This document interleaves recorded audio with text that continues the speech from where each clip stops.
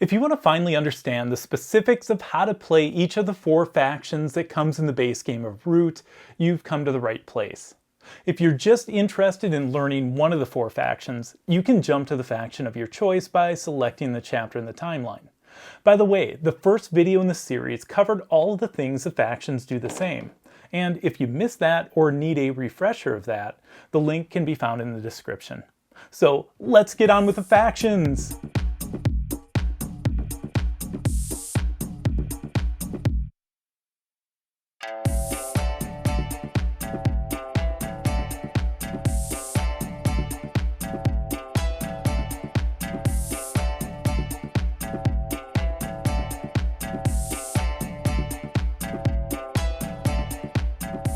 So I could pronounce this faction name Marquise de Cat, but so you don't get too annoyed by my horrible French accent, I'm just going to call them Marquise de Cat.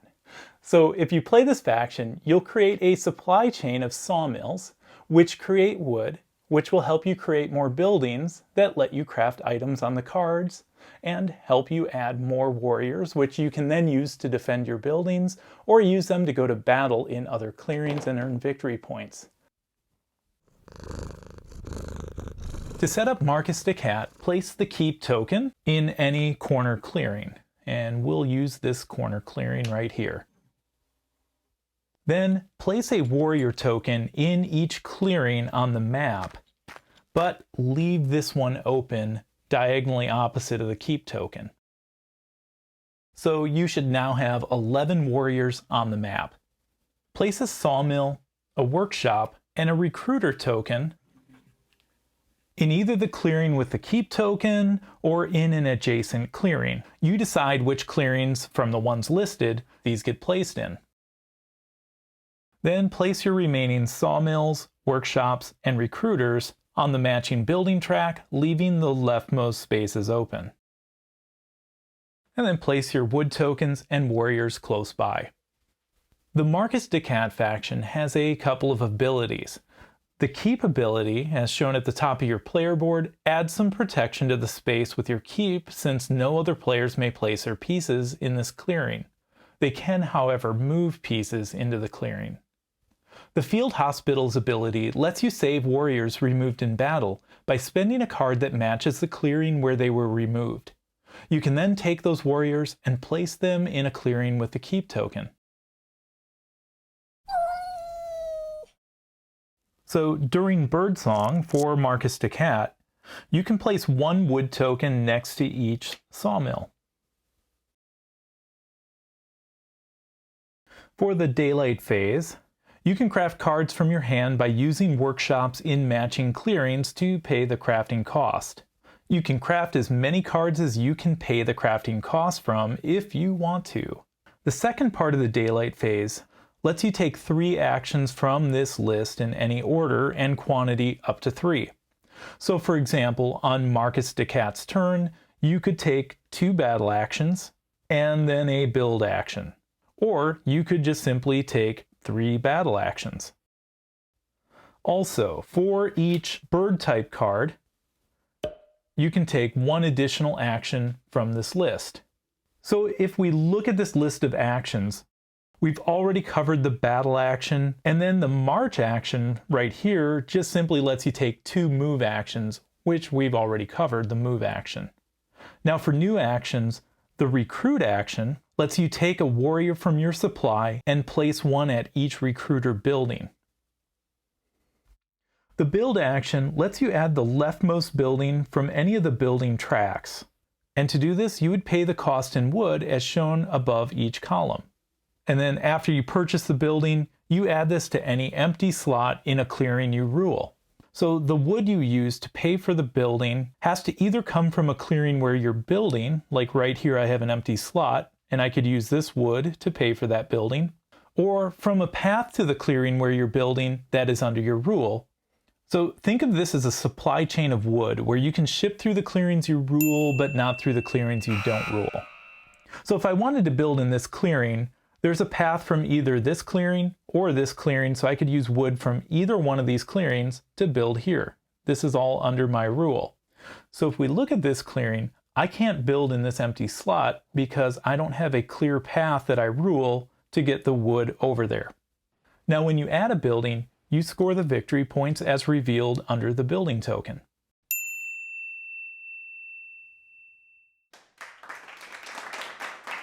The last action on this list is Overwork, and this lets you spend a card to place one wood at a sawmill matching a clearing. And it can be a good way to produce a little bit more wood for a turn.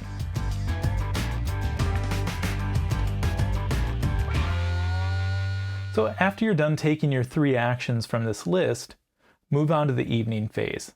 This is where you just simply draw a card, and then you can draw an additional card for any card icon that shows. For instance, if I built this recruiter, I would have another card icon here, so I could draw 2 cards. And then you just discard down to 5 cards at the end of your turn. Eyrie Dynasties adds cards to this area at the top of the player board called the Decree. This is an engine that will quickly let Eyrie take actions matching the type of cards in each slot to do things like recruit more warriors, move them around the map, battle with them, and then build roosts, which gains victory points for them. Beware, however, that Eyrie will fall into turmoil if they can't complete the actions in the Decree. We'll look at all of this more in depth in a moment.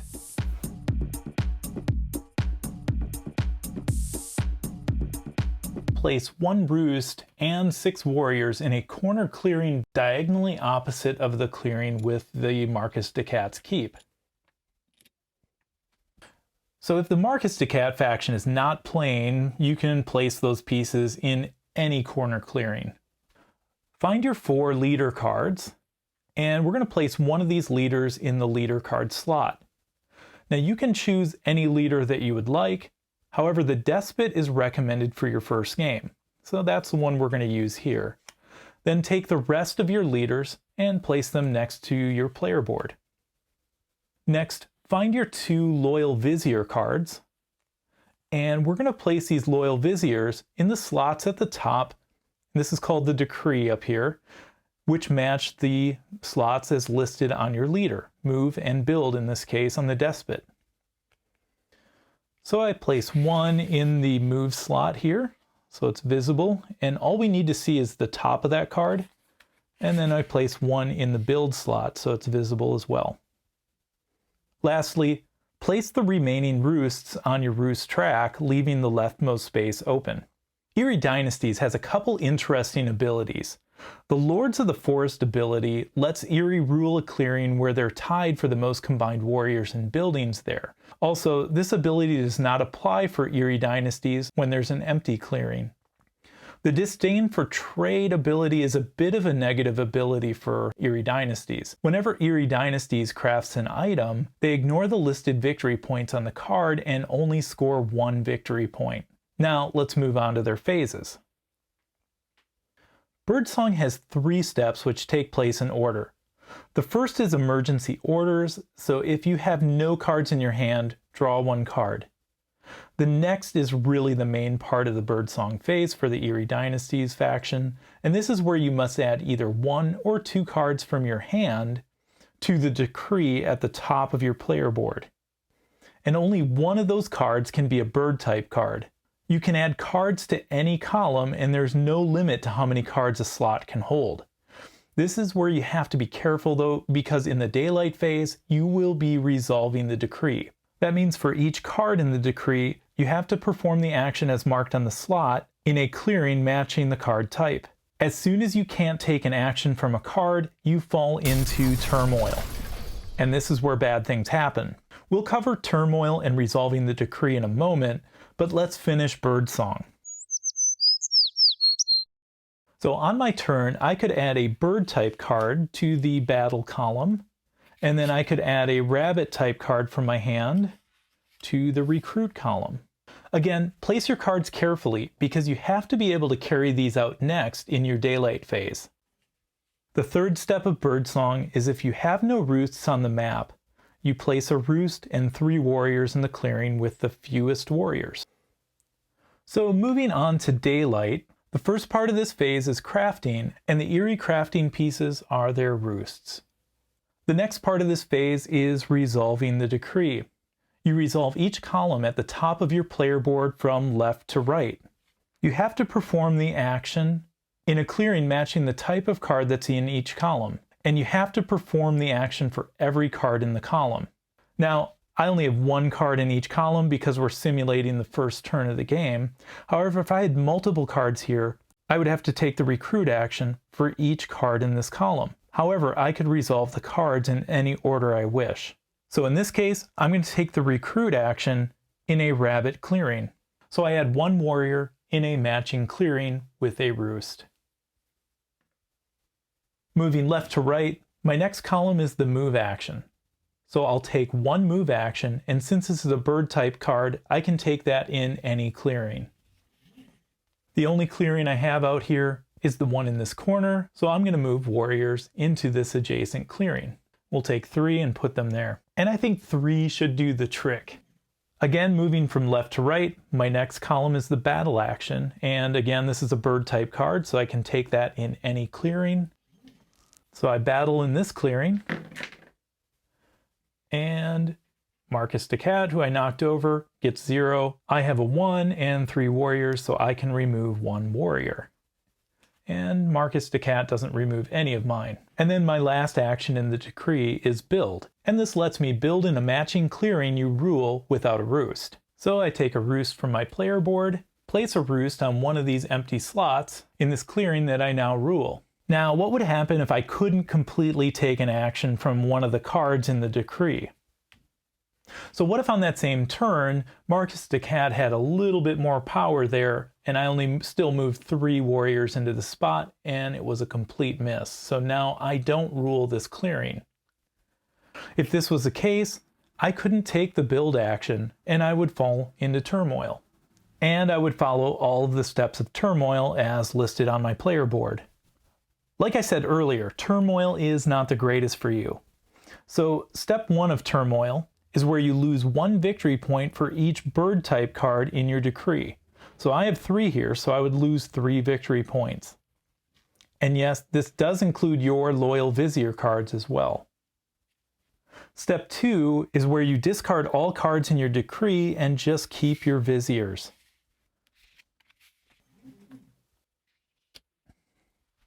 For step 3 of Turmoil, you're going to flip your leader card face down and then select a new one from your remaining leader cards. And in this case, we'll choose the commander. And then you'll place your loyal viziers in the move column and the battle column. Now, if I had no more leaders to choose from here, I would flip all of my leaders face up again and choose a new one similar to how we did during setup. After you resolve the decree, then you move on to your evening phase. And for this, you score 1 victory point for the rightmost empty space on your roost track. So in this case, 1 victory point. After you score your victory points, then you draw 1 card, plus 1 card for any card icon that shows on your player board. So I draw 1 card, and later on in the game, when I place more roosts on the map, then I uncover sometimes a card icon, which would let me draw an additional card. And finally, if I had over 5 cards, I would discard down to 5 cards, and my turn is over. When you play the Woodland Alliance, you use a special deck of supporter cards, which lets you place sympathy tokens in clearings on the map, and they in turn let you gain victory points for each token placed. Sympathy tokens help you gain more supporters, and they can essentially blow up and wipe out all enemy pieces in a clearing, making way for you to place one of your bases. And once you have a base, then you can build one of the strongest military machines on the map. To set up Woodland Alliance, the first thing we're going to do is find the 3 bases that look like these and place them in the matching spaces on your player board. Place your 10 sympathy tokens on the sympathy track. Draw 3 cards and place these face down on your supporter stack. These cards are different than the cards you'd hold in your hand. For abilities, the Woodland Alliance has a good one called Outrage. When a player removes sympathy or moves any warriors into a sympathetic clearing, that player must add a matching card from their hand to your supporters. If they cannot, they show you their hand and you draw a card and add it to your supporters. The other ability makes the Woodland Alliance tough in battle, and that's called Guerrilla War. This ability lets Woodland Alliance take the higher die as a defender in battle. So if you're not playing the Woodland Alliance, remember this before going into battle so you don't go in and say, oops, I forgot that you get the advantage in battle. Hey! So let's move on to phases for Woodland Alliance. So we look at the Birdsong phase, and the first action for Birdsong is the Revolt action. The Revolt action is pretty powerful as it's a bit like turning one of your Sympathy tokens into a bomb and then moving in with your military after you wipe out a clearing. You can take this step as many times as you can on your turn. To take this action, first you need a sympathetic clearing, and that means a clearing with a Sympathy token in it. And then you need the base which matches this clearing. So in this case, the Fox base has to be on your player board, which it is. If this is true, then you pay 2 cards matching the clearing from your supporter stack, and then you remove all of the enemy pieces in the clearing. Next, you place the matching base in the clearing, and then in comes the military. You place 1 warrior for each sympathetic clearing you have matching this clearing, including this one. So for each sympathetic Fox clearing I have, I get to place 1 warrior. So in this case, 2. The last thing you do is place an officer, which is one of your warriors from the supply, in the officer box. The second step of Birdsong is to spread Sympathy. You can spread Sympathy as many times as you can afford to on your turn, and this action lets you place a Sympathy token on a clearing adjacent to another sympathetic clearing. Now if there's no other sympathetic clearings on the map, you can just place this in any clearing. So you spend supporters matching the clearing, and you'll need to spend as many as are listed above the Sympathy token that you're placing. So in this case, these first 3 take 1 supporter, the next 3 take 2 supporters, and the following 4 take 3 supporters. So for this example, I can place a Sympathy token in any adjacent clearing to this one, as long as I can pay with the required amount of supporters, in this case 1. So in this case, I'm going to place a supporter here, so I'll need to pay 1 mouse type supporter.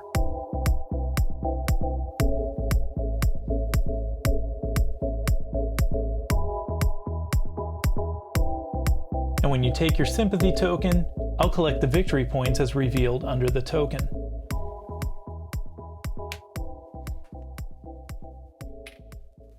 So one last thing to be aware of when you spread Sympathy is if you look down here at the martial law rule, it says you must spend another matching supporter if the target clearing has at least 3 warriors of another player.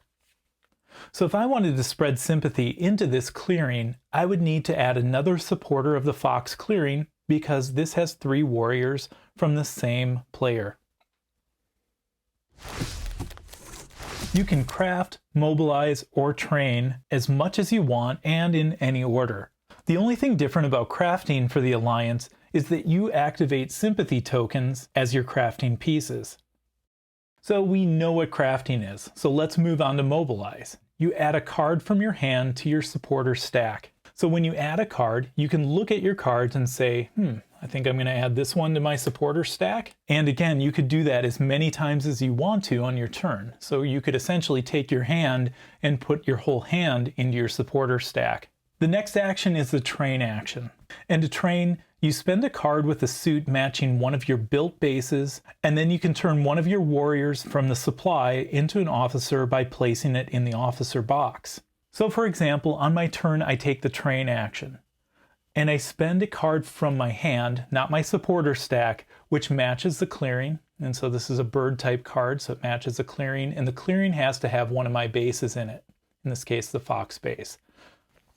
So I spend that card, and then I get to add one of my warriors from the supply into my officer box. And we'll see what those officers do in just a minute in the evening phase. So moving on to the evening phase, we're going to look at military operations. And now is where you're going to want to see why you want officers. because without officers, you can't do any of this. So you can take one military operation up to the number of officers in your box. So in this case, I can take 1. The more officers I have there, the more of these actions I can take on my turn. Your actions consist of move and battle, which we've already covered. Then you have recruit, and this is where you can place a warrior in a clearing where you already have a base. And then you have the organize action. This action lets you remove 1 warrior from an unsympathetic clearing, again a clearing where you don't have a sympathy token, and then lets you place a sympathy token in that clearing. And of course, you get to take the victory points as revealed under that sympathy token. And then the second part of the evening phase is the draw and discard, and this works the same as it did for the other factions we've already seen. So there's a couple more things to be aware of when you play the Woodland Alliance. Before you have any bases built, like we see all 3 of our bases are still on the player board here, I can't have any more than 5 cards in my supporter stack.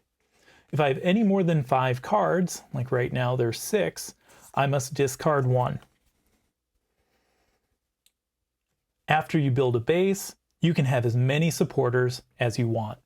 Also, if one of your bases is removed, like we see in this battle, Eyrie Dynasties removes my base and 1 warrior, then all of your supporters matching the base are discarded, as well as any bird type supporters. So then I'm going to remove any fox type or bird type from my supporters.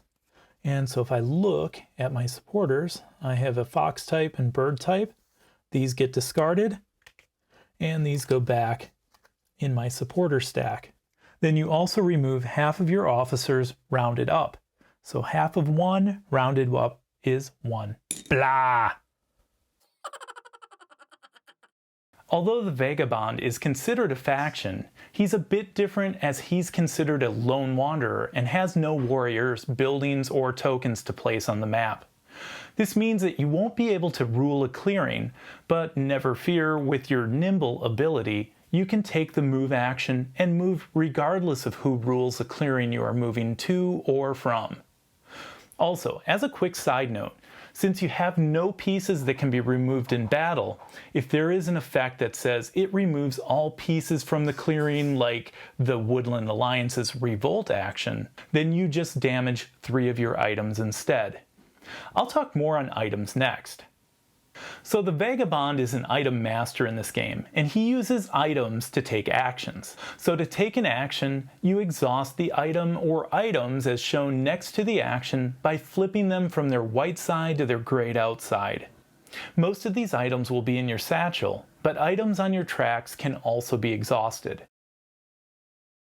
Since you have no warriors to lose in battle, when you take hits, you will damage items by moving them from either the tracks they're on or from the satchel and place them in this damaged items area. These items won't be able to be used again until they're repaired. To set up the Vagabond, the first thing you're going to do is select one of these character cards to place in your character card slot. Now each of these character cards has a special action that you'll be able to take with your torch icon, and we'll get to that in just a minute. In this case, I'm going to take the Tinkerer and then put the other 2 back in the box. So place the Vagabond pawn in any forest clearing. So a couple things unique about the Vagabond is this is called a pawn, not a warrior, and a pawn can't be removed in battle like a warrior can.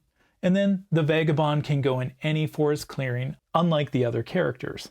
So I'm going to place this pawn right here in this forest clearing between Eyrie Dynasties and Marquise de Cat. Shuffle the quest deck, and then draw 3 of these and place these face up next to the map. So I'll place these right here since my map is right over here. Find the 4 items marked with the letter R, and the letter R stands for ruins. So then you take one of the ruins markers and put it on top of each one of these. And this is where you're going to look away and have another player randomize these or mix them up a little bit.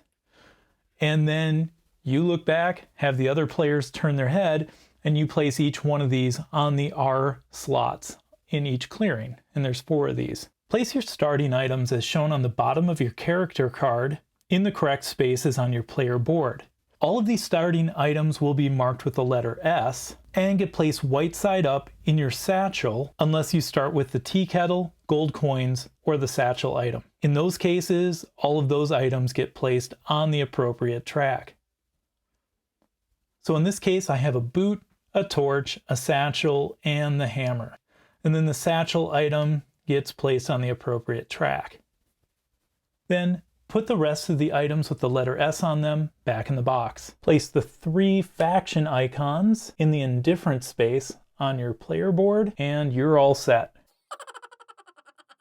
So let's talk about aiding players with cards and how that works with relationships. So when you start the game, you'll have an indifferent relationship with each other player. As you take the aid action and aid other players with cards, you move their status marker to the next space to the right of the relationship track. The way this works is you have to aid a player the number as printed in the black box here to move their marker 1 space to the right. So if a player's marker is in the indifferent space, I can take the aid action 1 time that turn and move their marker to the right and collect 1 victory point. If on the next turn I take 2 aid actions in the same turn with the same player, I can move their aid marker to another space to the right and collect the 2 victory points. If I'm able to aid them 3 times in 1 turn, then I become allied with that player and collect 2 victory points. When you're allied with another player, you score 2 victory points each time you take an aid action with that player. But being allied also has some other benefits for the Vagabond. By being allied with another player, you can move some or all of their warriors with you from one clearing to another. And when you initiate battle, you can use a player's allied warriors in the same clearing with you in battle. And we'll look at that a little bit closer in a moment. So that's how you become allied with another player and some of the advantages you get by being allied. Now conversely, you become hostile to another player when you remove another player's warriors in battle. Now the advantage when you're hostile to another player, and you can see it on the board here, is that you score 1 victory point when you remove one of their warriors in battle. So let's look at the phases. If we go to Birdsong, the first step in Birdsong is I get to refresh 3 items. And when you refresh items, you simply flip them from the gray side to the white side. Now, if I had more items, I couldn't refresh those unless I had T items up here. And for each one of these T items, I could refresh an additional 2 items that I have. So for the second part of Birdsong, you can slip. This is where you can move to an adjacent forest or clearing at no additional cost. And by taking this little slip action, it overrides any effect that it would keep you trapped in a clearing for those of you playing the expansions. And yes, like I said before, the Vagabond can go into forests. And this could be useful later in your turn, as you'll see. So to take an action in the Daylight phase, you must first exhaust an item by flipping it from its light side to its grayed out side. So in this case, I just exhausted the boot item, which would let me take a move action. Now you can take as many actions as you want and in any order and number as long as you have items remaining that haven't already been exhausted. Now if you exhaust a tea kettle, gold coins, or the satchel, like I'm going to just do right here, that item gets added to your satchel. Once you refresh this item, then you can move it back into the appropriate track. So if I wanted to take the move action, I would exhaust the boot like I did earlier, and then I'd take the move action like we've already seen. Now another disadvantage if I was hostile to another player is that if I use the move action and I move into a clearing that is ruled by a hostile player, I have to exhaust 2 boots, which I wouldn't have here. Not yet anyway. And just as a quick reminder, if I take the move action, with a nimble ability, I can move from a clearing I don't rule into another clearing I don't rule. And the move action will not allow me to move in a forest. I couldn't do that. Only slip lets you move into a forest. So to take the battle action, first exhaust one of your swords. Then battling as a Vagabond is similar to how any other faction would battle, except you substitute your undamaged swords for warriors. So for this example, I roll the dice and Marquise de Cat gets a 1, I get a 2. But because I only have 1 undamaged sword, I can only remove one piece, and that would be a warrior. Now, if Marquise de Cat is already hostile to me, I score 1 victory point by removing his warrior. However, if this is the first time I removed one of Marquise de Cat's warriors, then I would change the relationship marker over to hostile.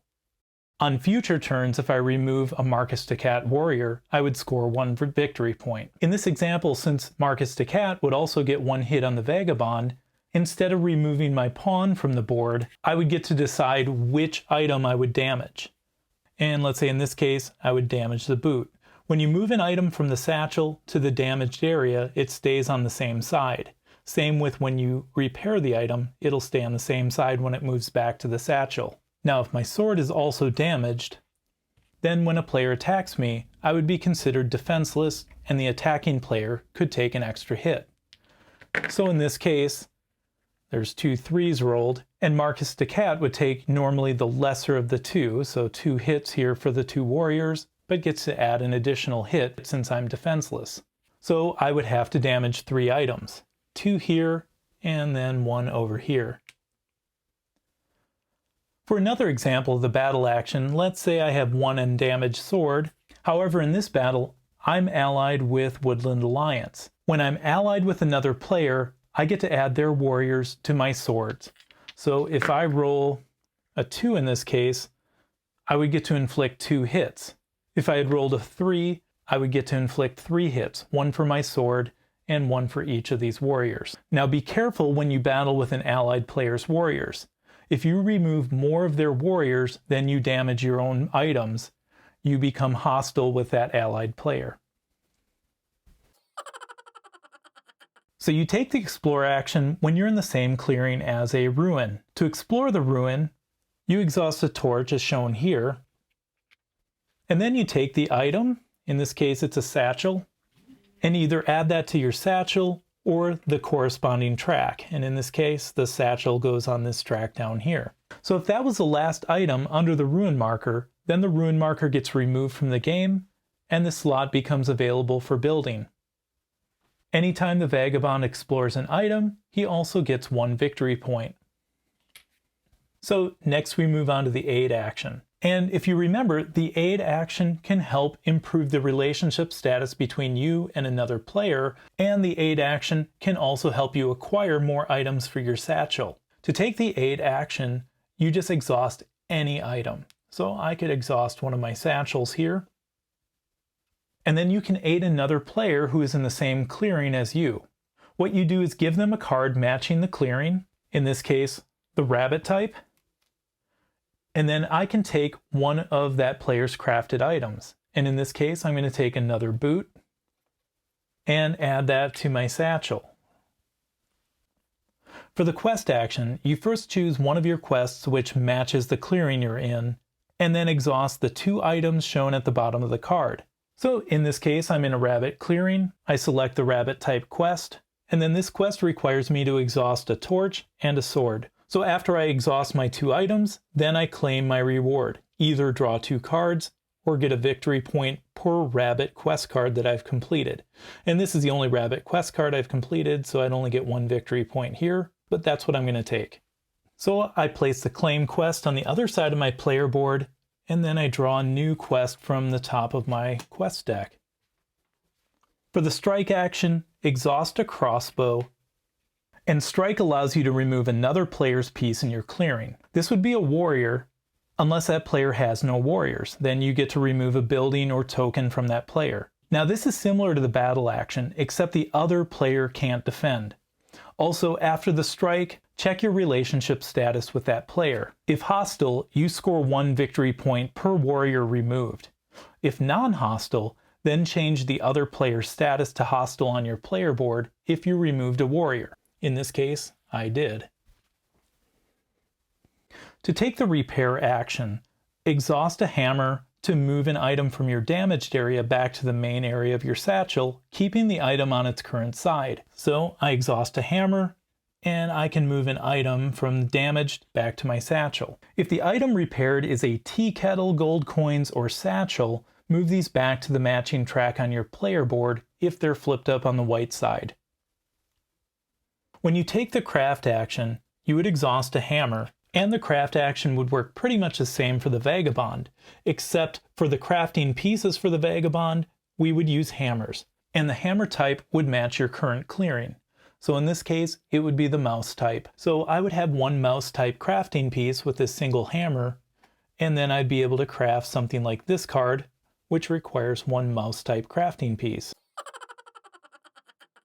For your evening phase as the Vagabond, if you start this phase in a forest, you get to take an evening's rest. This lets you repair all of your items. So unless you have a special way to enter a forest, you would have to slip into a forest during Birdsong and then skip your daylight phase to use this. As a reminder, when repairing items, you move them from the damaged item box back to the satchel or tracks, and you keep the same side up. The second step to evening phase is where you draw one card and an additional card for each gold coin item you have on the track. In this case, I don't have any yet, so I would just draw one card. Next, and just like we've seen with the other factions, you would discard down to 5 cards if you have over 5 cards in your hand.